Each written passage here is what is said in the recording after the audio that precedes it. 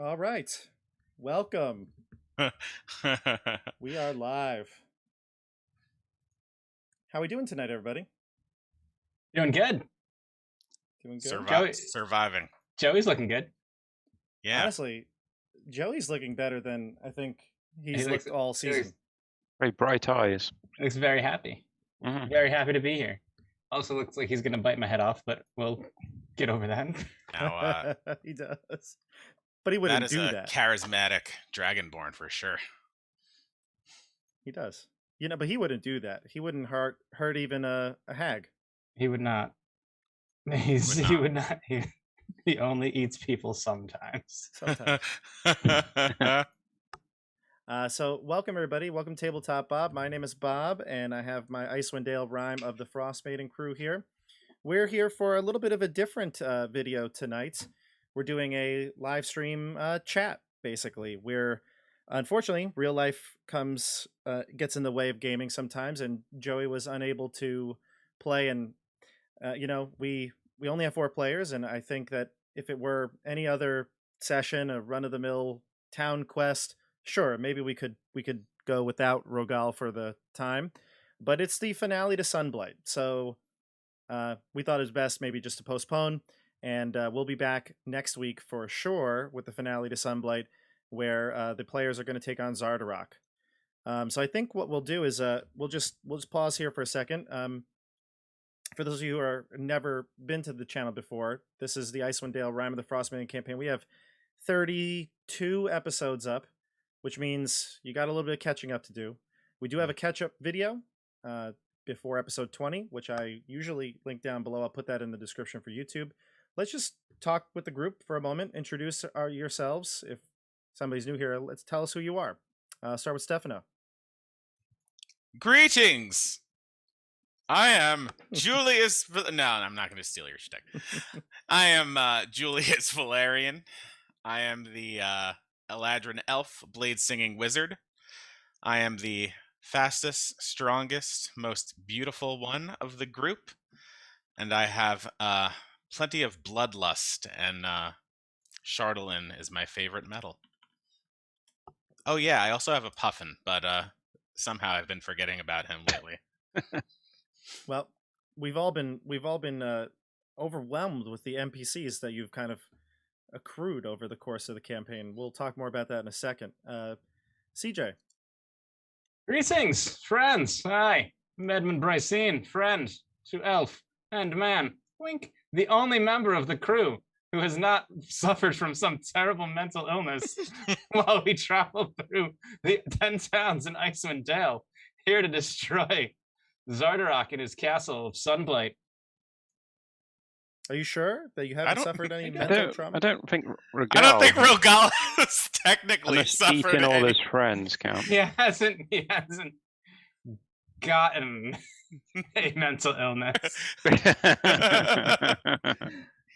He started the campaign with one. Well, CJ, if I'm not mistaken, Edmund has had some issues with psychic communication. He has had some brain issues. Yeah, he did fall into a coma from a crystal shard that was embedded into his skull. But fortunately, Jirok Goblin was there to help him out, or help out the team while he was incapacitated. Yep. So, yeah, Edmund's had his share of mental trauma. Yes, but it hasn't altered his personality. Fair enough. Andrew, who are you? I am Elias Dawnstrider, cleric of Lathander, spiritual leader of the group, mentor to Rogal, and our lovely NPC Luke. That's right, you can't forget Luke. Yeah. No, he's killing been everyone great. with his spear right now. Luke has been great. Honestly, the team. So let's just recap. If you're watching this and you're a regular viewer, you'll know where the group's at. But just as a recap, the group is in. This will be the coming up week would be our third session in Sunblight. You finally faced off against Zardarok. You had a little bit of exposition last time when you first met him in his forge, and now, oh, you know what? I mean, I should maybe.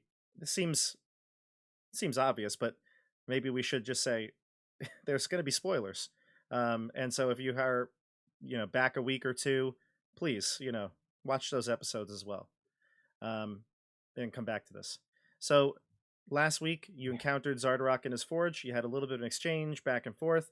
It seems like there's a combat about to burst forth, and the group's hurting.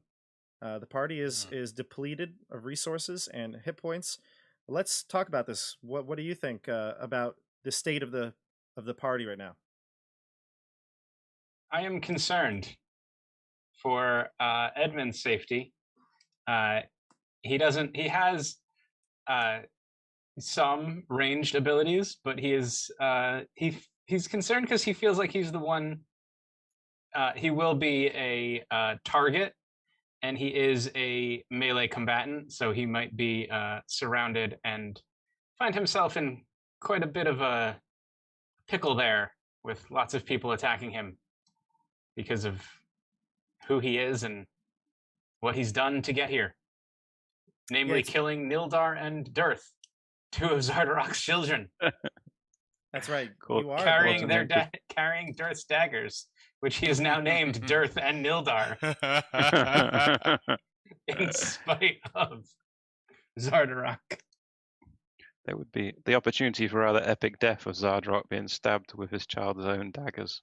Well, yes, I mean, if we can get that far, it's going to be really cool and epic, but I'm concerned that I might not get to that point. By the 20 Dwagar standing around. Yeah. How many hit points do you have? I believe I have 33 hit points at this point. Oh, you're fine. You're fine. Oh my god. If I'm not mistaken, 22, sorry. Oh. I was off by 11. You're in trouble then. I am in trouble. Oh. I was gonna say, if I'm not mistaken, you might have had more than Rogal, but I think Joey's at 26. For the paladin, the tank of the group, that's low. What about you, Stefano? Well, Stefano and Julius are equally concerned. I don't want another one of my characters to die, and I am sitting at a lofty 9 out of 44 hit points. I kind of have been there for quite some time, and I'm one of the things that I've really enjoyed about playing this character is that I have ranged options, and I can run in and I can slash and hack and use spells in that way, and it's been a lot of fun being kind of like a melee combatant wizard. But for this fight, I'm not even going to go into that room unless I really need to. You're totally the versatile kind of Swiss Army knife character. You have, like you said, the blade song. When you blade song, you are extremely potent in melee combat. Mm-hmm. But then also you're a wizard, so straight up you've got spells, long range, distance spells, cantrips. So you could be kind of whatever the party needs. In fact, if anyone's curious what blade song does, I know it's relatively new. I do get a +4 to my AC because of my dex. My walking speed increases by 10. I get advantage on acrobatics checks, and I also get a +4 bonus to any con saving throw to maintain a concentration spell. That's pretty good. There's a lot of bonuses. I forget them. Do you blade songed once already, right? I have blade songed once in the fortress, but I also blade songed, I believe, once outside before we arrived at the fortress, or maybe I've just done it twice because I only have one left. Mm-hmm. Is it blade songed or blade sang? Songed. I blade sung. I blade singing. That's definitely wrong. Blade song I. I think it would be. I think it would be Blade songed. I think it would be. Well, you're the DM, so I guess you're right. And Andrew, what's your status like for Elias? So Elias is fit as a fiddle. He's only 5 hit points down, but what he is lacking in his spells. I've been saving up the level 3 spells for the conclusion, but I burned all my level 1 and 2 spells. So I'm All at of this them. dilemma where I have Mass Healing Word, which is probably going to stop people from dying, but I also have Fireball, which is always tempting to take and use. So I have to decide what to do. I'm also concerned because some of these villains hit rather hard, and if I go down, I can't heal myself, which is the trouble with being the healer. Yep. But I do have a laser rifle, which I'm very excited to use. I know it is two-handed, so I have to stash my shield when I use it, which could be pretty much a disaster. So I lose those 2 AC points. Yep. I'm super excited to do it. Roll a 20 for a critical hit and take Zardarok out in one shot with the holy light of lavender. That would be something. Isn't at all. I was hoping to actually use one of those laser rifles because my dexterity is pretty high. But if you attack with a weapon with 2 hands, Blade Song ends. Oh. Ooh. One-handed weapon only, no shield. So when you Blade Song, you can have a ranged weapon in your hand? You can't attack a weapon with 2 hands. Okay, you can't attack, so you just have to have a weapon in your hands. So I could use like a hand crossbow, I guess. That's a one-handed weapon, right? Yeah. Or I could have 2 one-handed weapons. Interesting. Okay, well, to be honest, the laser rifles are cool. They do a lot of damage, but if they may not be for everybody. Only if in a desperate time of need, maybe that's what it could be. So it sounds I haven't really got much else I can do. Right. Unless I go and start hitting people with Lightbringer. Right. Toll the Dead's pretty good. 2d12. That's my plan. Yeah, that's pretty good. Yep. Unless you roll 2 1s, that's no good. So it sounds like it would be very fitting if CJ killed Zardarok with the daggers. It would also be fitting if Elias killed Zardarok with the light of Lathander from his laser rifle. And it would be pretty fitting if Julius killed him with the Chardolin blades that he's been, hoarding and collecting over the course of the last, months. Seems like no matter who kills him, it'll be fitting, as long as it's not Rogal. I think if Rogal kills him as in revenge for Everard's death, perhaps that's reason enough for Rogal, but I don't know. Because I guess Rogal feels like it was his fault, right? Maybe I don't know. He failed to rescue us. He failed to. In his attempt to rescue all of us, he failed and left Everard behind. But I think the real question is, will Rogal kill Zardarok? Or will he want to negotiate? Well, he will parlay. Interesting. Joey, what do you think about that? Excellent. I don't know, really. It's too easy. He's not a really tough decision. Let's talk about the NPCs for a moment. I put out a video on Monday, which I'll link down below, showing off how great our NPCs did. We've got, let's see, who are our NPCs, everybody? Siggy. Well, let's start Siggy, with Luke. My badger. The orc war chief. Yeah. Muffin. Yep. All right, let's start. Is that them all? Yeah, that's all of them. And Rogal, of course. And Rogal, the other NPC. Right. It's a lot. It's like, when is it my turn? No, it's not your turn. It's the badger's turn. I was like, oh. Yes. And then the badger attacks and does like 15 hit damage, and you're like, oh, my attack missed. I'm going to switch us to the Roll20 view right now. I do have the Roll20 up for everyone to see. My spiritual weapon. Is that still up? It only lasts a minute. It's still up from the combat here. Yeah. Actually, we'll talk about timing for everything in a minute. I was talking with Stefano about this at work today, so we'll touch on that in a moment. But let's go through the NPCs here. Let's start with, we'll go from in descending order, least to greatest. So let's start with, well, actually, least to greatest is, unless we Muffin. define it. Well, see, I think Muffin is pretty awesome. I love Muffin. We're gonna go from least to greatest, in my opinion here. Let's go to the Orc War Chief. Yeah, he's definitely the least.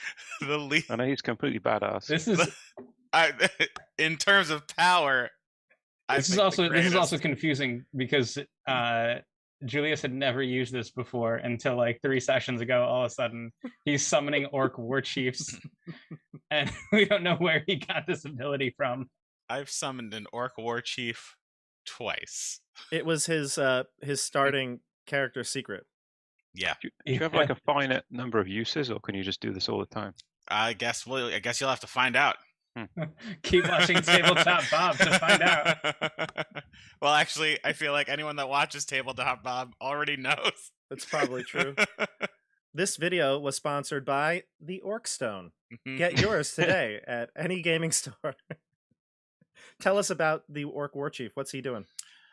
Well, the Orc War Chief is running in and just bludgeoning people to death with incredible hits. You told me once I got this Orc Stone that this was going to be a pretty powerful character, and just looking at it, they get a multi-attack with a Great Axe, and the Great Axe does 1d12 plus 1d4 plus 1d8 slashing damage. Yeah, which is it's a lot pretty of darn good. hit points. Yeah, I think he did like 26. Actually, so that's a max of 24, and I did 24? a 22 on one. That's what it was. Yeah. So that's real close. Yeah, he's a beast, and he's been sticking around for a while. So what I was talking with Stefano at work today was, I didn't really keep track of like minutes. I mean, I'm not too much of a stickler when it comes to stuff like that, but he did play through 2 combats, the Quaggoth combat and the Umber Hulk combat. Less than a minute for each of them. The Quaggoth one took a long time, but round wise, it would only have been less than a minute. But there was a lot of talking, decision making between that, sneaking through the dwarven crossbow holes. So there was some deliberation there. We decided that just for maybe some excitement, we're going to roll a d6 at the start of the combat, and that's how many rounds the War Chief will be with us. So if the War Chief, he rolls a 1, he gets 1 turn to do whatever he can do, and that's it. If not, he gets higher, he stays as long as the roll is, and we're going to do it secretly. Only the viewers are going to be able to know. So Bob's gonna roll, and I'm just Julius gonna I won't know. I'm just gonna start running in and doing it, and then all of a sudden Bob's gonna delete the War Chief. Yep. So Stefano agreed that he feels like Julius's mental state, right? He wouldn't have been like focused on that. And I also think it'll be more fun that way. Yeah. If we get a 6, that'll be great. But if it's a 1, then womp womp womp. Orc War Chief is gonna Leroy Jenkins this whole thing, no matter what. Yeah, he is. All right, so moving on. War Chief is doing well with 53 hit points. Yeah, so he's your tank right now. Let's go to let's see here. Let's go to the Badger, who's doing work. Most important. Doing good work. Well, he's a wolf. Came out of my pokey bag. Yes, your gray bag of tricks. So tell us about the Badger. So I still have 2 more uses of this, so we might have more animals showing up in this fight to cause distractions and mischief. But just pulled out random ball from my bag of tricks, and turned out it was a giant badger who dealt some good damage, keeps the enemies occupied, and has been doing good work. He really has. He did like 11, 7, and he's a nuisance. Like, you don't want to spend time hitting the Badger. He has 4 hit points left. So I think any time he gets hit, he's gone. That's going to be a sad day. I want him to survive. He might. Maybe I can I heal him if he goes down? I mean, he's got No, 13 hit points. It's you can't heal him when he goes down though. When the Yeah, when dagger he just says dissipates, right? yeah. Yeah. But you know, you could do it anyway. Yeah. Not like anyone else needs it. Gonna move on here to Siggy. Siggy's the Goliath interim town speaker of Dugan's Hole, who agreed to take you here to the forge to guide you through the mountains. Siggy is at 8 hit points out of 67. I think she got critted. It was bad. It was the Umber Hulk, I think, that did some damage to her. So she's been beaten up pretty badly, but she does a lot of damage. She does +6 to hit, and she has 2 attacks, multi-attack, with her great axe as well. So kind of like the War Chief, where she's doing a D12. Siggy's awesome. So she can help you a lot, and I feel like as long as she can just manage to, you know, get some luck her way, she could stay up for a couple of rounds. But She's kind of brave to just come in here with us. She didn't have to, right? she's a, She you was know, just supposed to guide us to the doors. yeah, but she's more of a, like I said, she was the town militia guard that took over when the speaker of Dugan's Hole died. And it's actually serendipitous that Siggy's around, because when Julius dies and Siggy goes back to Dugan's Hole and it's gone because the dragon destroyed it, then I could start playing Siggy, and there we go. There's my next character. Goliath. Yeah, sure. Absolutely. Then we're going to go to Luke. Luke's been with you since episode, I want to say... Episode 4, A New Hope. East Haven. Since East Haven, yeah. I think 16, somewhere around Something there. like that, 17. a long time. Yeah. He's with you for like half the campaign now. We're using Tasha's rules for Luke. So he's the warrior, what's it called? Sidekick. That's what it is. He's currently 3rd level in the sidekick rules, and he's kind of like a mini champion fighter. He's got +6 to hit. He's using a spear. He seems to favor that over all the other weapons he's tried out. He was not an adventurer, although he's taken to the adventuring life quickly through the tutelage of Elias and Rogal. And Edmund is his best friend. I don't think Edmund cares too much about Luke. No, I'm totally kidding. Yes, Edmund hates him for some reason. Why does Edmund hate Luke? Edmund hates Luke because Edmund doesn't hate Luke. Edmund does not He's jealous of Luke's piety, let's face it. that's part of it. Maybe he sees himself in Luke. No, he doesn't. He sees Luke as the ultimate in Rogal's defiance of the Three Musketeers and his duty to the Three Musketeers. Because Rogal went off on his own to save Luke from the sacrifice when without consulting anyone else before doing it. So it's more of Rogal. You're just more angry at Rogal for like not being a team member and including everyone in the decision. Yes. Gotcha. Because Edmund would definitely have told him not to do it. Edmund would have been like, no, we can't interfere in these people's sacrifice. This is their way of doing things, so yeah, let them handle it their way. I'll say, because Joey's not here, to his credit, Luke has been a valuable addition, I think, to the campaign and the group, and he's given everyone a little bit of extra motivation. I think he's a little bit of he's young, and he doesn't really know what he's doing, and it's kind of like your job to guide him. And I think you've all done a... Yeah, Elias was getting kind of disheartened, but then Luke came along and it gave him like a focus for his energies. I would say it helped him a lot. Saving Luke was for sure the best thing that Rogal did that the rest of the party members didn't want him to do. I will also agree with that. he does once in a while. He does something that's good. Right up there with the Oh the yeah, hag. when he crits and smites, it's the When he best. crits and smites. When he saves his spell slots for smiting and critting instead of I wish Joey was here, but I'm pretty certain he used all of his spells, right? Or did he have one left? he might have one left. I think Okay. yeah. I don't remember. He mentioned it at the end of last session, and I forgot. So we'll see. Actually, we'll find out. he might. I know he You used can- that level 2. Oh, that's what it was. He used a level 1 cure wounds on me, and then he used a level 2 cure wounds on himself. Yeah. So he might be out. I think he Can might you be out. Yeah.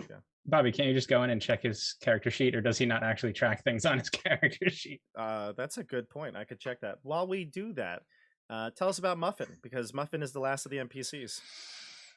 All right. Well, Muffin is Julius's kind of like familiar and like traveling companion. Oh my god, he's huge. And Julius has, ever since Julius, before he encountered the Three Musketeers, he was kind of traveling through Icewind Dale alone for reasons I'm not going to bring up. But he's been with Muffin for a really, really long time, and they have a really good bond. And I really like when Bob voices Muffin. Muffin sounds like a scared little baby. You want me to mess him up? I'll mess him up. So, How it's do you get a familiar? I thought that was just for rangers in the rules. How do you? it's a spell, Find Familiar. Ah, right. Yeah, that I decided to take as a wizard. And if you saw my character death video and where I started talking about my new character, you might know Julius's true motivation in Icewind Dale. But in the meantime, Julius hasn't been lonely because of Muffin, and Muffin is his like life companion, and loves him pretty much, very much. But I think Icewind Dale has gotten to Julius so much with all of this madness and this love of Chardalyn, where he's taking his blade that his mentor gave him and he's like tossing it aside in favor of a Chardalyn blade, and he's really starting to become a little bit selfish and very like almost become a very dubious character. Definitely an alignment change here. So Yeah. Julius has not been paying very much attention to Muffin, I think, lately, and is perhaps forgetting that bond. I've noticed that. Yeah, it's been kind of sad. So, with the Find Familiar aspect of him, is it possible that you could change him into another creature It is from a possible. puffin? It is possible. And would you? Ooh. Could I? Would I? I don't know. Would you? Would Julius? Let's just throw this out there. I have thought about it, Oh. and Damn. only recently. Okay. Wow. Well, there is a Grandalfa, the Dwergar, the female Dwergar matron. She has a pseudo-dragon familiar that's made of Chardalyn. Uh-huh. Uh-huh. I'm just saying, there is another familiar in this place, and it's made of Chardalyn. Might have to learn how to do that. I might. Chardalyn puffin. Julius got pretty wide-eyed when he saw that thing. It's a shuffin. So let's cap this off with the discussion of the battle that's about to come. As we've spoken about, you've met Zardarok. You've come face to face with this enemy that he's kind of been looming over the group since episode 6. So we now know Zardarok. If somebody We asks know. us, "Do you know Zardarok?" We'll be able to answer in the affirmative. Yeah, Yes. finally. Pretty We soon knew it's him. going to be we knew We knew him. Zardarok. Ooh. We Nice. knew Zardarok. Well, let's talk about this. I've got the battlefield here open on Roll20. It's wide. People are gonna probably have a hard time seeing exactly what is going on here, but I'll zoom in and kind of touch on some pieces here. But you're in a forge, so you can see there's the molten, the liquid metal, the forge fire, the lava coming out here. You've got anvils lining it. You also have a huge platform that probably contained some sort of device, creature, the dragon, that Zardarok and now Grandolpha are standing on top of. But there's one very unique situation here. Oh, and also there are the defenses. There's 4 defenses lined with Dwergar. They're all kind of towering over you. So there's one little exception to this. You've heard that Grandolpha does not like Zardarok. In fact, that's one of these, I guess you would say, defectors up top in the main level told you to speak with Grandolpha, and you don't know exactly what she's going to do. So what are your thoughts how this battle's going to go down? It makes it very difficult because I just want to fireball out those towers so they can't shoot javelins at us or whatever. But I don't want to kill all the good guys by accident, the defectors, and then they all just attack us. So we kind of have to just go for Zardarak, is my opinion. Yeah, I think we need to focus on the main baddie here, and then hopefully there's an equal number of defectors and non-defectors or loyalists in there that they'll just like keep themselves occupied, and we won't have to worry about what's going on the defenses. We just have to worry about Zardarok and the demon things that are behind Zardarok. We'll have to cut off the head. Yeah, and I'm wondering strategically if we should try and draw the fight towards the forge area and start just shoving creatures into it so that they die quickly. Got to be careful. You might get shoved too. We also might get shoved. And then, the other question is, what happened to the mushroom man? We had a mushroom man. What happened? Did he just kind of sat back and was like, I'm gonna stay here with my missing arm? Yes. He kind of just is trying to put his arm back, attach it back to itself. Because he would be a great NPC to have also cause distractions and disrupt what's going on, because we need more of that. If you want to run back and grab him, you can. I mean, I think we said we're going to start combat immediately because you had exchanged pleasantries with Zardarok, and it got to the point where he's ready to fire an Eldritch Blast, and you're all ready to fire things. And so laser rifle. I've got my laser rifle. I'm just about to shoot him. Yeah. But I'll leave the mushroom man back in the other room for you.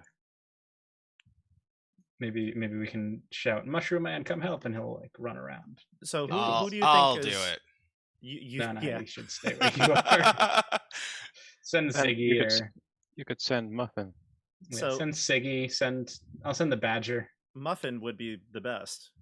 That's true. Because doesn't Muffin communicate telepathically as well, or just to you? I guess. I think so. Yeah. Well, I don't know. This thing doesn't communicate. That's another thing. Well, flying around in a circle and going like this with a fin. There you go.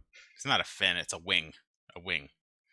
So does anyone want to take any bets on who's going to die in this game? Zardarok. In the next episode or generally? The next episode. I'm in full self-preservation mode, but I do think that I am going to at least go down. Yeah. I feel like everyone's going to go down. It's going to be like Jack in the Box or whatever. What's that game? Whack-a-mole. Whack-a-mole. I'll just run to the center of the room and center a fireball on myself, and everyone goes down. I think I would survive a fireball. So Well, I'm just gonna, I'm gonna wait like 4 rounds until no one can survive a fireball. No, then yeah. It just would be better if I don't go down, as I've got the healing spells. True. Protect Elias. Note. Well, and so you know, are you gonna run in there too? You got a lot of hit points Oh, currently. no, I guess I can't. I could go and tank in there. well, I really, Edmund's really in the want to front. fire the laser rifle now. Edmund's in the front. Yep. You are the first in. I'm gonna get hit with like 6 javelins on turn 1. No. The Dwergar aren't gonna know what to do for the first round. They're not sure what Zardarok's orders are gonna be. They're gonna be like, what? So either I go first and then Zardarok gives the orders, or Zardarok gives the orders and then I go and move. Our initiative system will, I think, benefit you here because whoever needs to go can go first. Yeah. What's with Zardarok being so big, by the way? He's a Dwergar. He cast enlarge. Oh, he they just have like a enlarged reduce himself. enlarge. Okay. But So he just enlarged himself. But he cast super enlarge because he's Zardarok. Yeah. Any last thoughts before we close out the stream? I've been thinking about my favor. I got a favor ages ago from having a very moving service for when Stefano's character Oh, died. that's His name right. escapes Yes, me right you now. do have a favor from Lathander. Right. Yeah. Also, everybody, no one has used their bless, their Lathander bless, the entire time. There are Dungeon. like 6 times I wanted to use it. Unfortunately, Julius doesn't have one. You That's should be more right. Pierce. You two are so un-Pierce. It's so Oh, disappointing to me. Julius died. That's right. I'm sorry. Pierce? Pious. You lack piety. Pious, yeah. Oh. Yeah. It could be a holy quest. Well, I mean, currently, I might be thinking that when I killed 5 people, it was that through the help of Lathander. When I got that bloodlust madness, Yeah, that was. then I killed a whole bunch of people, and I'm sure this was part of your joking around version of yourself, but you're like, oh, it's the light of Lathander allowing you to smite your enemies. No, that's the truth. Well, okay, so I think we've kind of recapped where we're at, what the players' thoughts are. I'm excited for Zardarok, or Sunblight, excuse me, the finale. Want to do it right now? Yeah, I'm so excited to do it. I'm so frustrated I can't do it right now. I was so ready. Yeah. I have a plan and everything. I have no plan. I just wanted to wing it. Well, now you kind of got a plan. You got a plan. We'll see what happens next week. So we're gonna leave it here. Don't forget to like and subscribe to the channel. If you're on Twitch, follow us, and make sure you hit the bell icon on YouTube. I'll leave links down to all the things we talked about. And join us on Facebook. Yep, on Facebook. All the social media will be down there in the description. Oh, and this Friday, very exciting. This Friday we have. I don't have a promo picture, but this Friday we will be streaming a Deep and Creeping Darkness, the 4th level adventure from Candlekeep Mysteries. I have done 10 of those already on my channel, so I'll leave a playlist link down below with all the other things I've talked about. That's going to be a crossover event with my horror campaign, Supernatural 20.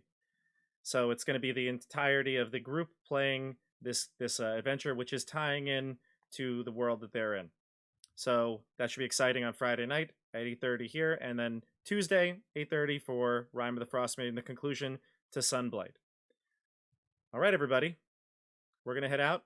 We'll see you all on the tabletop. Bye.